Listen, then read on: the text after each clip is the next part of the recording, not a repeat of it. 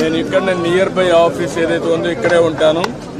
Time and again ఇక్కడికి వస్తా, రాత్రి కూడా ఇక్కడే ఉంటా. ఉండి వీళ్ళందరికీ న్యాయం జరిగే వరకు, మళ్ళీ వీళ్ళని సురక్షితంగా బయట తీసుకొచ్చి అన్ని కార్యక్రమాలు చేసే వరకు నేను ఇక్కడే అండగా ఉంటాను. నేను అందరినీ చూశాను, వాళ్ళ బాధలు అయితే వర్ణాతీతం. చాలా బాధపడుతున్నా. ఒకసారి నేచర్ గత పాలకుల యొక్క వైఫల్యం బుడమేరు బ్రిడ్జ్ అయింది, అది ఎవరు నోటీస్ చేయలేకపోయారు ఈ 3 నెలల్లో. అది ఎప్పుడో క్లోజ్ చేసి ఉండాల్సింది.